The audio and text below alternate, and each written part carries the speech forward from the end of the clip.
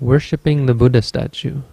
I'm doing meditation since 21, since age 21. After taking meditation, I am doing less worship, and I feel there's no point in worship, since Buddha taught me only we can help ourselves. I just want to know if it's okay I don't worship.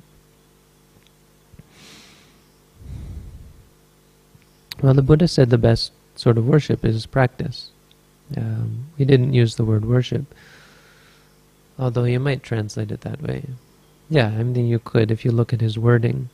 Because when the Buddha was getting ready to pass into final liberation, all of the angels from all around the universe came, and all of the people came and offered flowers and candles and incense to the body, to worship the Buddha's dying body. And the Buddha, he wasn't dead yet. He said to Ananda, he brought Ananda over, and he said to Ananda, you see, they're worshipping in this way. But he said, this isn't how you truly worship or pay respect to someone who is fully enlightened. He said the proper way to pay respect to someone is through the practice. Yoko ananda bhikkuva bhikkhuniva ubasakova upasikawa dhammanudhamma patipanno so tathagata karukaroti anudhammachari so tathagatang karukaroti sakaroti karukaroti manyeti pujeti paramaya pujaya. So the word puja, which you could say means worship. The highest form of worship is through practicing the Dhamma in line with, or for realizing the Dhamma for oneself. So in that light, I would say it's not really proper to say we shouldn't worship, or to say that the Buddha would have us not worship. The Buddha said, puja cha pujaniya nang etam mangalamuttamang. This is a great blessing. Worshipping those worthy of worship, or paying homage, we'll often, because we don't want to, we try to tone it down. People don't like the word worship. Actually, worship is a wonderful word, actually. It's just become corrupted by, or it's been taken hostage by theistic religions. Worship means worthship, holding someone to be worthy of homage, or have some worth, to put it simply. It's actually not such a God-based, theistic-based word. Worthship. It has to do with worth. So it's expressing your feeling of something having a veneration, of something having great worth and great value and great merit. So because we do consider the Buddha to be something that has great worth, and we do hold the Buddha up very high. So we develop, when we do practice worship, we develop states of humility and states of gratitude towards the Buddha, which are wholesome mind states, which create peace in the mind, create confidence in the mind, create contentment in the mind. When we give ourselves up to the Buddha, there's one monk, he said, Uddamajiva Hamdro, he said, when you give yourself up to the Buddha, then when pain comes, you don't have to worry about it. You can say, it's not my body, I gave it to the Buddha already. But the act of paying homage is an act of gratitude and veneration. It's not an unwholesome thing. What we see as unwholesome, we see other people doing it and thinking that that's practice, that's of some ultimate benefit, some end in and of itself. Having worshipped something high without really knowing much about it, has some benefit.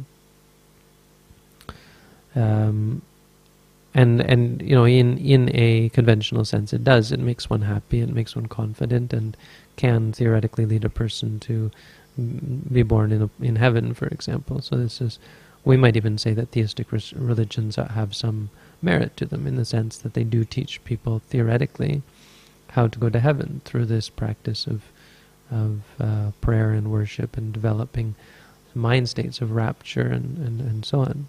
And of course, the negative side is they have these wrong views and the ideas that heaven is permanent, but even beings in heaven have wrong views. I talked about this with Bhante Anoma once. We were wondering, he was saying, no, Christian people can't go to heaven because they have wrong view. And I said, well, if you think about it, many devas have wrong view. The angels have wrong view. So going to heaven it's difficult, but it's not difficult in the sense that Buddhist meditation is difficult or insight is difficult. It's difficult in the sense you have to work hard and you have to develop wholesome states. So in a conventional sense, worshipping something has benefits. It brings power to the mind. It's a objectively beneficial mind state. The negative side is the blind faith and the belief that by doing this you're going to somehow go to heaven. If you worship a god or you worship an idol or so on, and people worship trees, and in India they worship phallic symbols and so on. The idea that somehow it's going to bring benefit, this is wrong view, and it can lead you to be born as an angel, but you'll still have wrong view, for example. So from a Buddhist point of view, we don't look at that. We don't pay much attention to it. We do customarily pay homage to the Buddha. Even Mahakassapa, when the Buddha had passed away, Mahakassapa came and paid homage to his feet.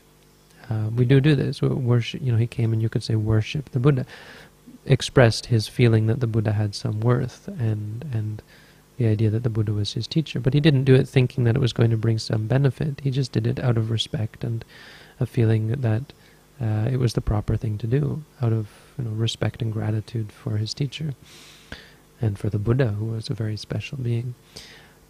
But we don't consider it to be our practice. And this is why the Buddha was very careful before he passed away to say, this is not the highest form of homage. The highest form of homage is the practice of the Buddha's teaching. And so you shouldn't hold such a hard line. I wouldn't recommend holding such a hard line stance as worship is useless and I shouldn't engage in it. I would harmonize the two views by saying that this is the highest form of homage, the highest form of worship that I'm doing already, because the Buddha himself said that. And so it keeps the mind from getting overly critical and skeptical and antagonistic, because people who criticize things and say this is no good and that's no good, as many people do, Buddhists will often do, saying, oh, these people worshipping, they just have all this blind faith, and people who are anti-theists, talking about how silly theistic religions are and so on. This is an antagonistic, a negative mind state. A person who engages in this will actually have a lot of unwholesomeness. So if you look at many atheists, prominent atheists, they actually have these negative mind states that you can see. They can some of them are actually angry people and unwholesome, have great unwholesomeness in their mind because they're just all about denying things. And of course the fact that they deny the existence of the mind, but that's a whole other issue. What I mean to say is that theistic people can actually be really nice people, and makes you think that in some senses we have a lot more in common with them, and they can actually be more inclined towards meditation practice. What stops them, of course, is the wrong view. So the wrong view that only this will lead you to, only Jesus will lead you to heaven, only Muhammad or only Allah or so on. These kind of wrong views are what generally stop them from coming to practice meditation. Not the worshipping. The worshipping and the prayer and so on actually creates benefit, creates wholesome mind states. It's the views associated with it that are the problem.